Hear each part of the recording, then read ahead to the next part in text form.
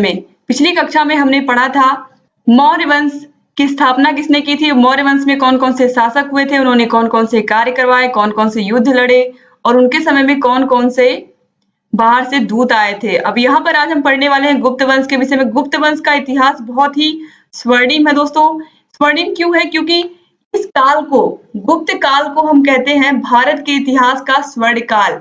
क्यों भारत के इतिहास का स्वर्ण काल इसको कहा जाता है? क्योंकि इस समय जो भारत में मौर्यों के पतन के बाद जो भारत में एक तरीके से एकता नष्ट हो गई थी, उस एकता को इन्होंने फिर से वापस बनाया। इसके साथ ही साथ इन्होंने जो भी भारत पर आक्रमण करने वाले विदेशी आक्रमणकारी आए, उनको इन्होंने भगा दिया अपने देश से।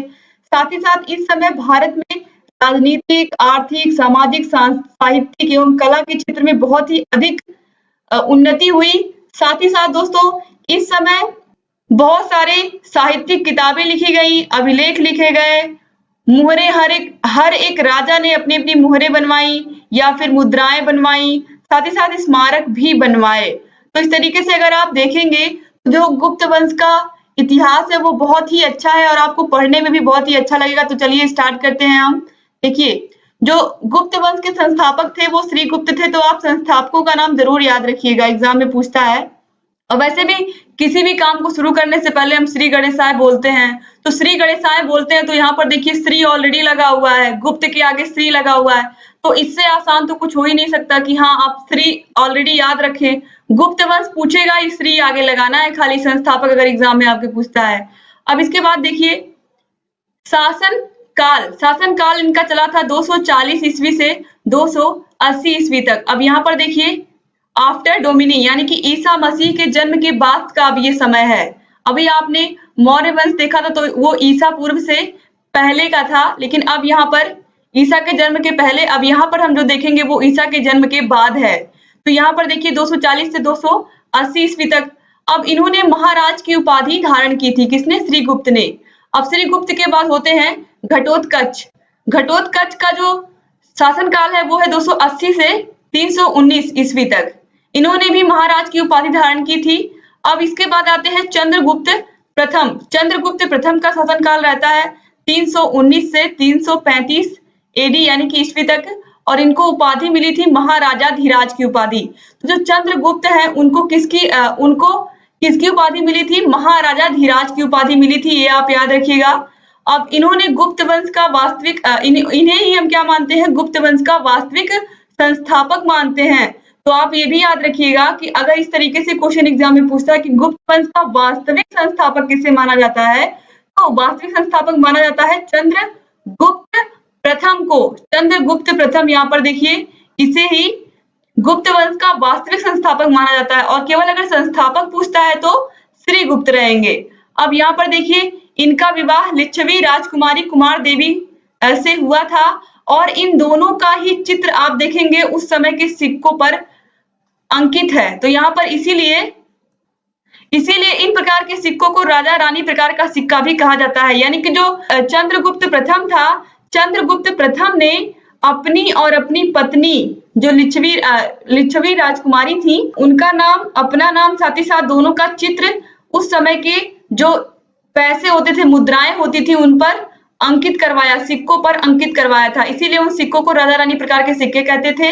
और इन्होंने सोने के सिक्के चलवाए थे जिन्हें दिनार कहा जाता था। एग्जाम में आपके क्वेश्चन पूछा गया है डीएलएड में कि इन सिक्कों को क्या कहते थे जो चंद्रगुप्त ने चलवाए थे। तो चंद्रगुप्त के द्वारा चलवाए गए सिक्कों को हम दिनार कहते थे, और इस समय राजा रानी प्रकार के भी सिक्के चलवाए गए थे, और जो सिक्के थे वो सोने के थे।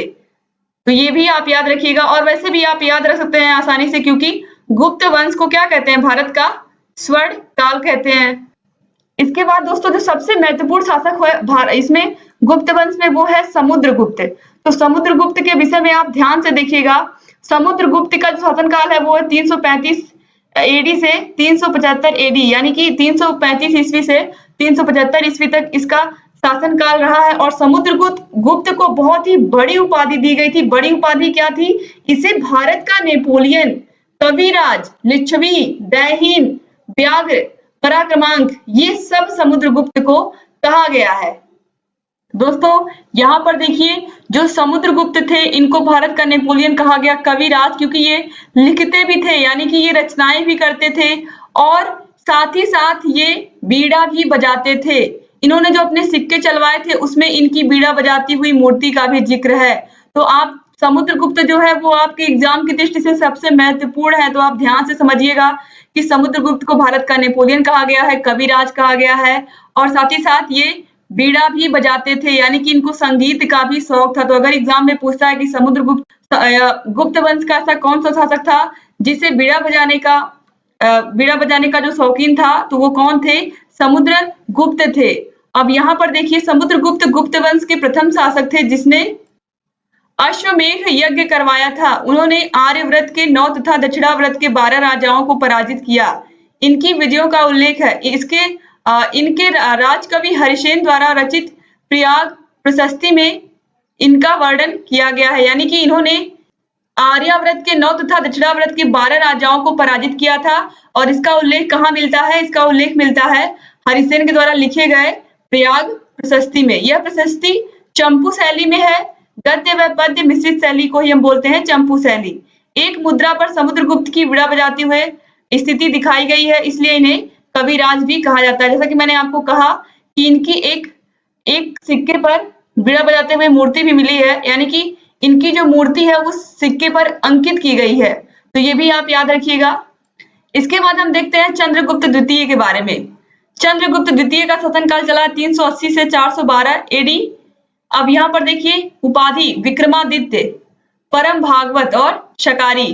तो सबसे महत्वपूर्ण है वो है विक्रमादित्य, यानी कि विक्रमादित्य की उपाधि किसको मिली थी? चंद्रगुप्त द्वितीय को मिली थी। भारत के नेपोलियन की उपाधि समुद्रगुप्त को मिली थी। तो ये आप याद रखिएगा। अब यहाँ पर देखिए, इनके शासन को भारत का स्वर्ण युग कहा जाता है। इनके शासनकाल में साहित्य एवं विज्ञान का अभूतपूर्व विकास हुआ। चंद्रगुप्त की पुत्री प्रभावती गुप्त का विवाह वाकाटक वंश के रुद्रसेन द्वितीय के साथ हुआ था। चंद्रगुप्त ने शक शासक रुद्रसेन द्वितीय के साथ युद्ध किया था और चंद्रगुप्त ने शक शासक रुद्रसिंह थर्ड को पराजित कर मार डाला तथा सकारी की उपाधि धारण की थी। अब यहाँ पर देखिए, चीनी यात्री फायान चंद्रगुप्त के समय में भारत आया था। चंद्रगुप्त के दरबार में 9 रत्न रहा करते थे। चंद्रगुप्त ने शक शासक रुद्रसिंह तृतीय को पराजित कर मार डाला था तथा सकारी की उपाधि धारण की थी। तो अगर एग्जाम में पूछता है कि चंद्रगुप्त ने कब सकारी की उपाधि धारण की थी, तो कब धारण की थी? रुद्रसिंह, शक शासक रुद्रसिंह को हराने के बाद या पराजित करने के बाद। और आप ये याद रखिएगा कि जो चंद्रगुप्त थे उनके समय में कौन सा चीनी यात्री आया था? फाहियान आया था भारत में। अब यहाँ पर देखिए, प्रमुख रत्न कालिदास थे, वराहमिहिर थे, अमर सिंह थे और धनवंतरी थे। तो ये चारों लोगों को आप याद रखिएगा। कालिदास साहित्य के क्षेत्र में थे, अभिज्ञान शाकुंतलम इन्होंने रचना की थी। वराहमिहिर ज्योतिष थे, बृहद संहिता की रचना की थी इन्होंने। अमर सिंह शब्दकोश रचना या अमर कोश, यानी कि इनका जो काम था, क्षेत्र था, वो था शब्दकोश रचना और इनकी रचना थी अमर कोश। और धनवंतरी जो थे वो चिकित्सक थे और ये इन्होंने आयुर्वेद की रचना की थी। तो ये भी आप याद रखिएगा। इसके बाद यहाँ पर देखिए, फिर आते हैं कुमारगुप्त। कुमारगुप्त का जो यहाँ पर शासनकाल है वो है 412 से 454 एडी, यानी कि 412 से 454 ईस्वी तक इनका शासनकाल रहा भारत पर। और उपाधि इनको मिली थी महेंद्रादित्य। महेंद्रादित्य की उपाधि मिली थी कुमारगुप्त को। कुमारगुप्त दूसरे गुप्त शासक थे जिन्होंने अश्वमेध यज्ञ करवाया। इन्होंने नालंदा विश्वविद्यालय की स्थापना करवाई थी। तो ये बहुत महत्वपूर्ण है, क्योंकि आप लोग टीचर बनने जा रहे हो तो ये जरूरी है कि आप याद रखो कि किसने विद्यालयों का निर्माण कराया, किसने विश्वविद्यालयों का निर्माण कराया। तो जो कुमारगुप्त थे इन्होंने नालंदा विश्वविद्यालय की स्थापना करवाई थी और ये दूसरे शासक थे जिन्होंने अश्वमेध यज्ञ करवाया था। अभी आपने देखा कि समुद्रगुप्त ने अश्वमेध यज्ञ करवाया था, उसके बाद यहाँ पर आप देख रहे हैं कुमारगुप्त ने अश्वमेध यज्ञ करवाया था। अब इसके बाद जो लास्ट शासक है वो है यहाँ पर स्कंदगुप्त, जिनके विषय में आपको विस्तार से यहाँ पर पढ़ना है। देखिए, स्कंदगुप्त 454 से 464 एडी तक, यानी कि 454 ईस्वी से 464 ईस्वी तक इनका शासनकाल रहा है। अब यहाँ पर देखिए, उपाधि इनको क्रमादित्य की मिली थी। इनके समय में हुड़ों के द्वारा भारत पर आक्रमण किया गया था। तो ये आप याद रखिएगा कि भारत पर हुड़ों ने कब आक्रमण किया था, किसके शासनकाल में? तो स्कंद गुप्त के शासनकाल में किया था। स्कंद गुप्त के गवर्नर पर्णदत्त चक्रपाली के द्वारा गिरिनार पर्वत पर स्थित चंद्रगुप्त मौर्य द्वारा निर्मित सुदर्शन झील का पुनः निर्माण करवाया गया था और स्कंद गुप्त गुप्त वंश का अंतिम महान शासक था। तो ये आप याद रखिएगा कि आपने देखा जितने भी शासक हुए हैं सबने कुछ ना कुछ अपना योगदान दिया है गुप्त वंश को। तो यहाँ पर जो स्कंद गुप्त थे इन्होंने सुदर्शन झील का पुनः निर्माण कराया था। अभी इससे पहले आपने देखा कुमार गुप्त ने क्या किया था? नालंदा विश्वविद्यालय का निर्माण करवाया था। इसके अलावा इन्होंने अश्वमेध यज्ञ भी करवाया था।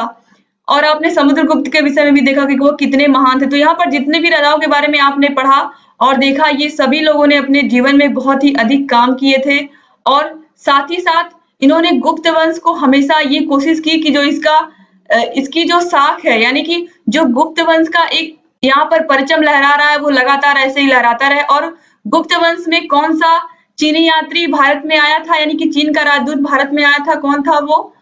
फाहियान था। ये भी आप याद रखिएगा। अभी आपने मेगास्थनीज के बारे में पढ़ा था पिछले क्लास में। अब दोस्तों उम्मीद करती हूँ कि आपको पूरा समझ में आया होगा कि अगर संस्थापक पूछता है तो आप क्या बताएंगे। केवल संस्थापक पूछता है तो आप बताएंगे कि संस्थापक कौन था गुप्त वंश का? श्रीगुप्त था। और अगर पूछता है कि वास्तविक संस्थापक कौन था तो आप चंद्रगुप्त प्रथम बताएंगे। तो उम्मीद करती हूँ कि आपको बहुत सारे आपके डाउट्स क्लियर हो गए होंगे और गुप्त वंश आपको काफी अच्छे से समझ में आ गया होगा। अब यहाँ पर एक बार दोस्तों आप लोग सभी की रचनाएं देख लीजिए, क्योंकि आपको मैंने बताया था कि चंद्रगुप्त द्वितीय के समय में उनके दरबार में 9 रत्न पाए जाते थे। तो उन्होंने क्या क्या रचनाएं की थी ये भी आपको देखना है। कालिदास शेक्सपियर ऑफ इंडिया, इनकी रचनाएं हैं अभिज्ञान शाकुंतलम, मेघदूतम या मेघदूत आप कुछ भी कहिए, रघुवंशम, कुमार संभवम, ऋतु संहारम, माल विकाग्निमित्रम और विक्रमो वर्षीयम, ये इनकी प्रमुख रचनाएं हैं। फिर विशाखादत्त, मुद्रा राक्षस, देवी चंद्रगुप्तम, दंडिन, काव्य दर्शन, 10 कुमार चरित, भास, स्वप्नवास वदत्ता, चारुदत्ता, उरुभंग, भारवी द्वारा लिखा गया है, किरातार्जुनीयम, वराह मिहिर, पंच सिद्धांतिका, बृहत संहिता, आर्यभट्टी के द्वारा सूर्य सिद्धांत और आर्यभट्टीय। फिर विष्णु शर्मा पंचतंत्र और मृच्छ कटिकम शूद्रक के द्वारा लिखा गया है। तो इस तरीके से आपने देख लिया यहाँ पर गुप्त वंश में कौन कौन सी रचनाएं हुई थी। और दोस्तों उम्मीद करती हूँ कि आपको बहुत सारी चीजें क्लियर हो गई होंगी। तो दोस्तों उम्मीद करती हूँ कि आपको ये पूरा अच्छे से समझ में आया होगा, पूरा जितना भी मैंने यहाँ पर पढ़ाया गुप्त वंश के बारे में। दोस्तों गुप्त वंश के बारे में मैंने शुरू में ही आपको बताया कि जो भारत था उसकी समृद्धि बहुत ही अधिक थी और भारत को वास्तव में उस समय सोने की चिड़िया कहा जाता था। और भारत की दशा सच में ऐसी ही थी कि उसको सोने की चिड़िया कहा जाए, क्योंकि चारों तरफ से धन्य धान्य से पूर्ण था। सामाजिक, आर्थिक, सांस्कृतिक स्थिति सब बहुत ही अच्छी थी। दोस्तों पिछली कक्षा में हमने पढ़ा था मौर्य वंश के विषय में। अगर आपने मौर्य वंश को अभी नहीं पढ़ा है तो उसका लिंक मैं डिस्क्रिप्शन बॉक्स में दे देती हूँ।